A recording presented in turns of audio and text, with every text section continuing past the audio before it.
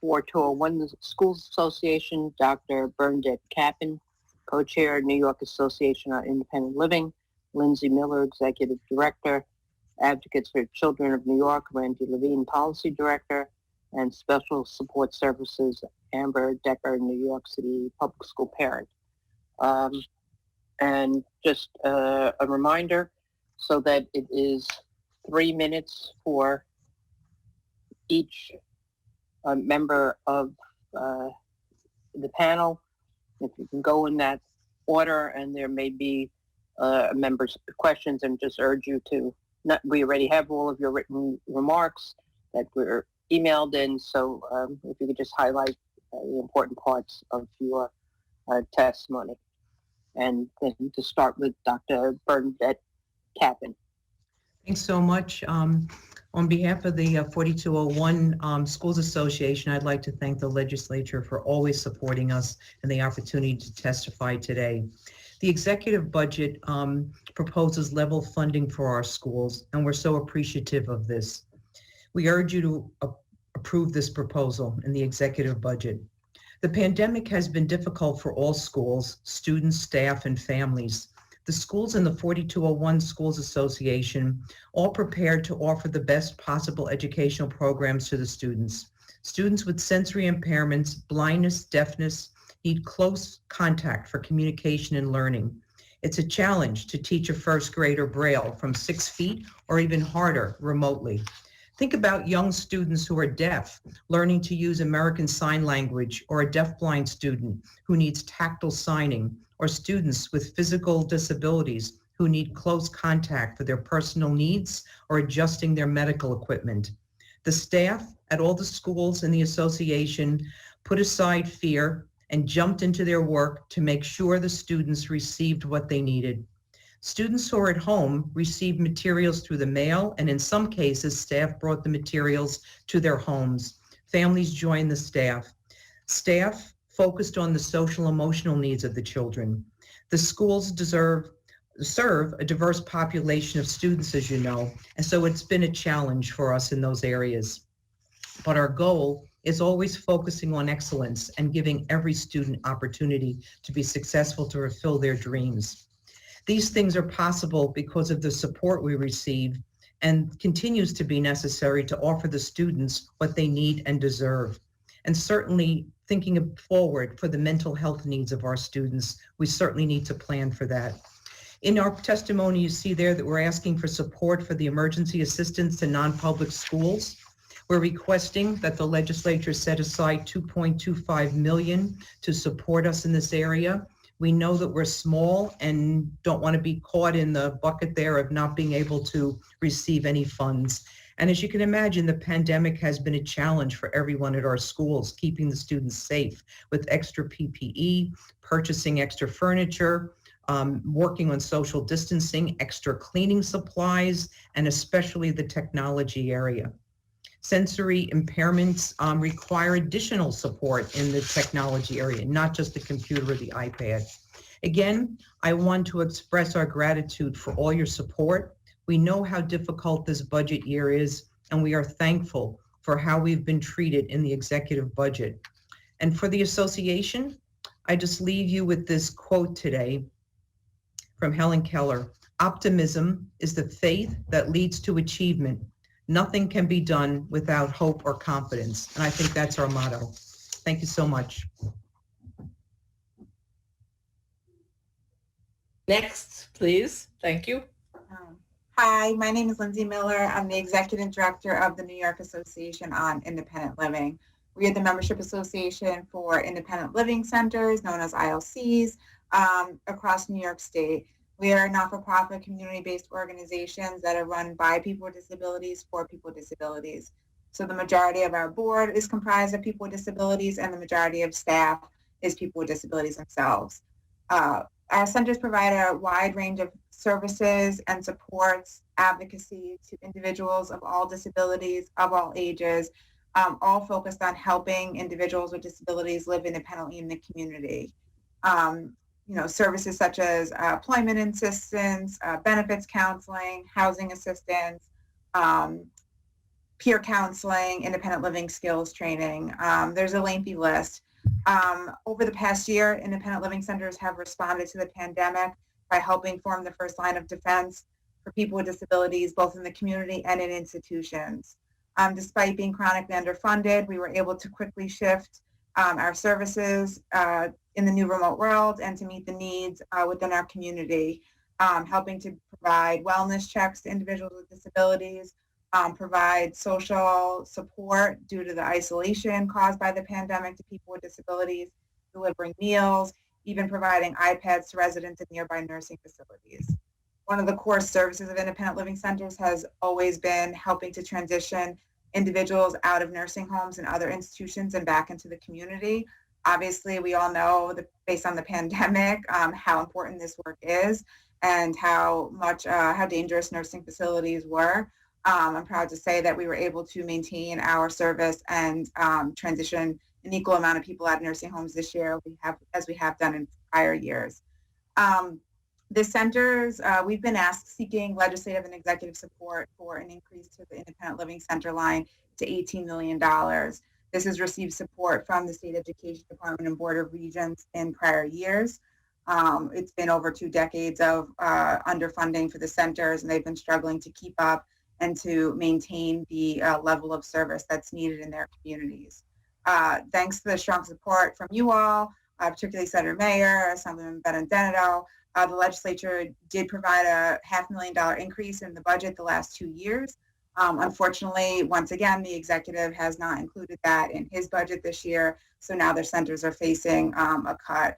The $500,000 spread among 41 centers is really only a $12,000 increase. So it's not significant, but it's huge to the centers. It's the difference between staff hours, paying health insurance premiums for centers. So we're really hoping to avoid that cut and see an increase, where possible moving forward. So thank you all. Thank you. Advocates for Children. Thank you for the opportunity to speak with you. My name is Randy Levine, and I'm the Policy Director at Advocates for Children of New York. Every year, we help thousands of families navigate New York's education system, focusing on students who face barriers to academic success. When we testified about the need for more resources in our schools 1 year ago, we could never have imagined the unprecedented learning loss and trauma that was about to unfold.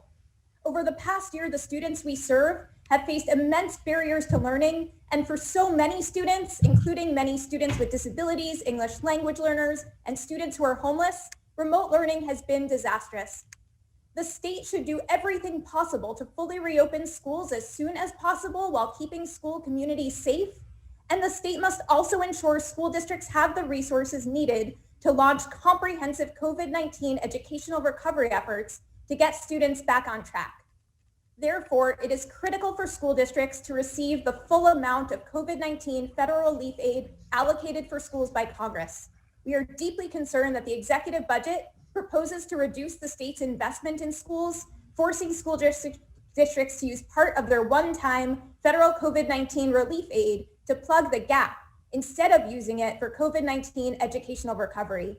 The state must prioritize maintaining and increasing its investment in schools and ensure that each school district can use its full COVID-19 funding for its intended purposes. Second, we ask you to reject the proposed consolidation, capping, and reduction of funding for 11 expense-based aids. Beyond the steep cut to school districts like New York City, we worry that the proposed structural change does not adequately account for the various factors that could change a district's expenses, such as a growing number of students who are homeless who have the legal right to school transportation. Third, we urge you to reject the executive budget proposal to allow school districts to seek waivers from special education protections. Especially at a time when students with disabilities have missed out on services, we need the state to stand firm on rights for students with disabilities, not enact legislation that would take these rights away.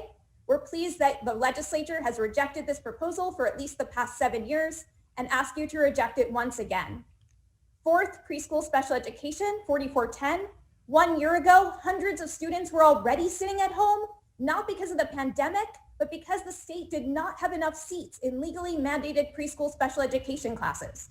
As a result, young children with disabilities missed a critical opportunity to get the intervention they needed.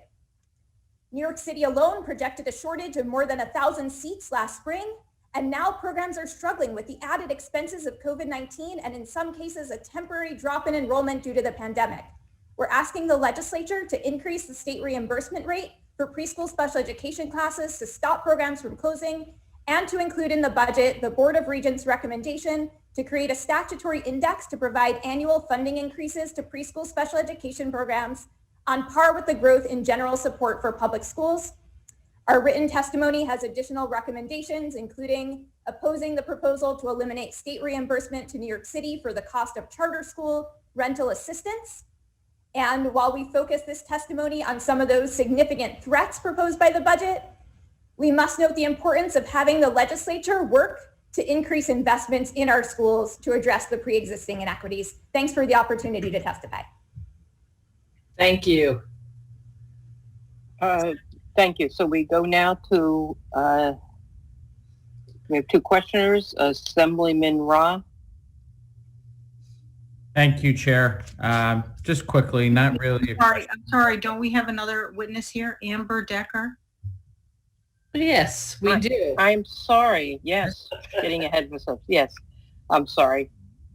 I missed the line. Amber Decker, Hi. parent. Yes. Thank you for the chance to testify with you here today. My name is Amber Decker. I'm a parent of a disabled high schooler with an IEP in South Brooklyn. I'm also a family and peer advocate at Special Support Services, which is a parent-led advocacy consulting group. So New York City has over 200,000 students with individualized education plans.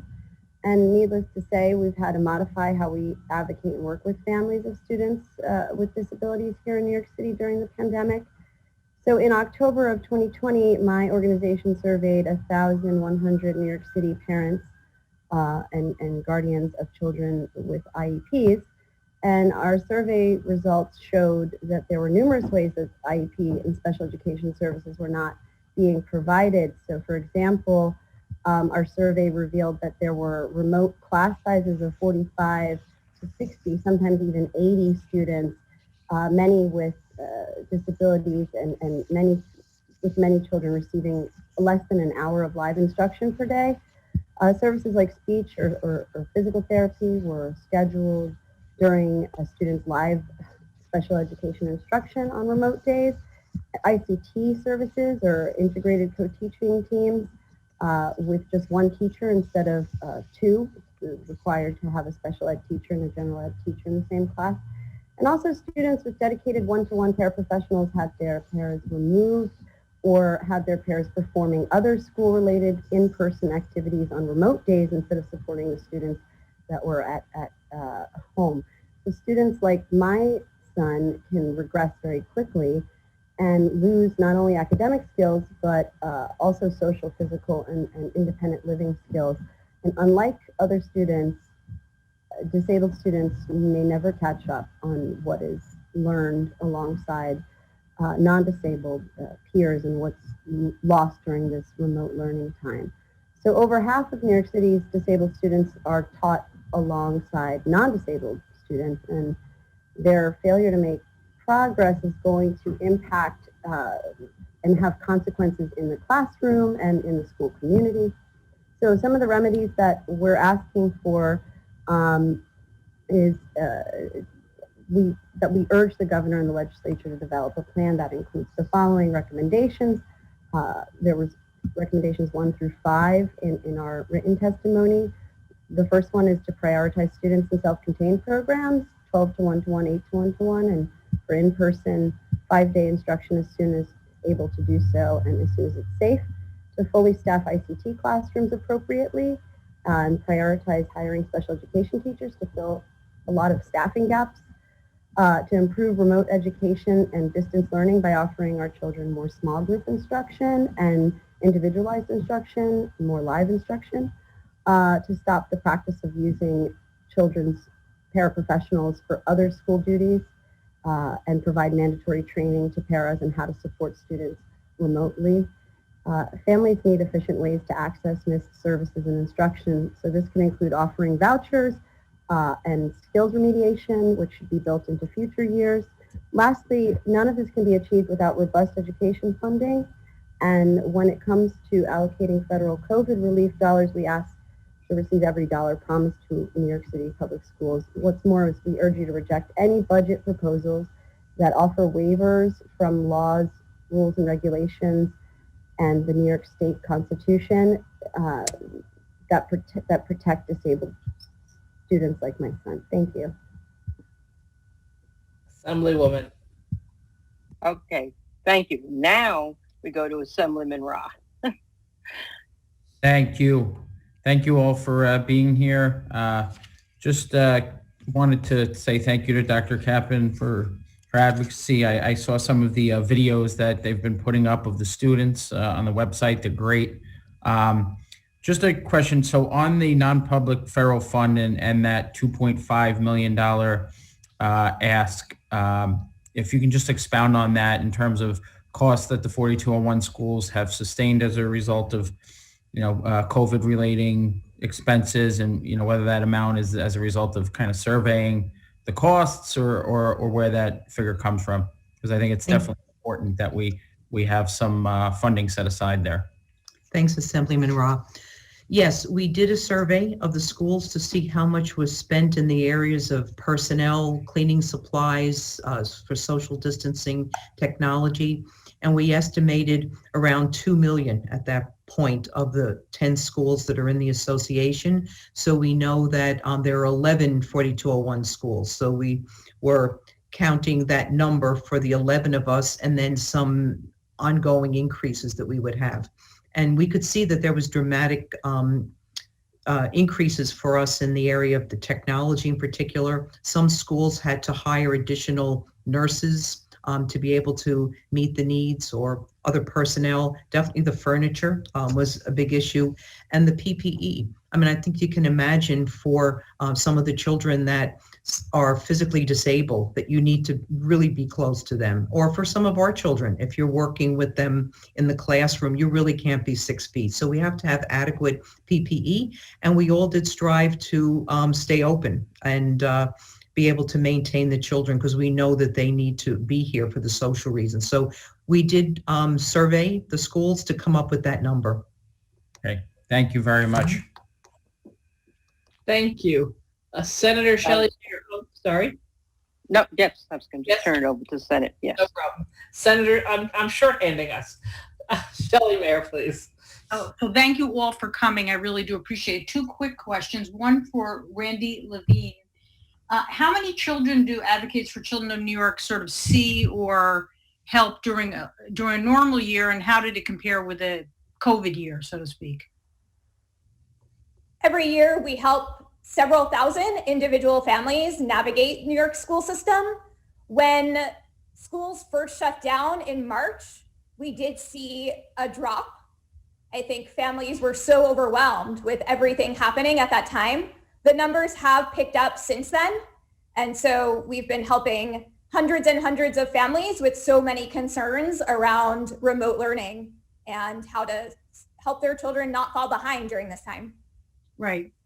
And Dr. Kaplan, great to see you. Thank you for your fantastic advocacy. And I'm glad to say that you like something in the budget. That's a nice change from our testimony today. But I did have a question with respect to your students. What percentage of them, or maybe all of them, currently have both devices that are appropriate for their challenges that they face, and also broadband? Is it everyone has both those things? Some percentage do and some don't. Can you just give us a little more on that? As far as the, the students at the Institute, they all have, they were all given iPads and other devices. I would say at least 95% of the families have some access to broadband. We do have a few families that struggle with that. I would say a huge issue is the number of people in the household using that the stability of the broadband is not good. And that's really a huge challenge for many of our students. And as I mentioned before, we have many children in the 4201 schools that are coming from low-income families, and they just can't afford to do any better. So I think the proposal for the broadband is really important for all of our students as well. Okay, and last for Amber, in the issues you raised with respect to your son and other students who are in a similar position, I'm assuming as an advocate, you raised them with the City Department of Education. Were you able to resolve some of them, but not all of them? Or how would you describe your efforts to resolve these issues on behalf of your son? And Well, sorry, I think a little feedback. I would have to say that the issues that are impacting my son and our family personally are happening as of today. I just heard 1 out of 5, every 1 out of 5 high school students is currently, I don't want to say failing, but not learning the way that they need to be. So this is something I've raised with my son's school many times.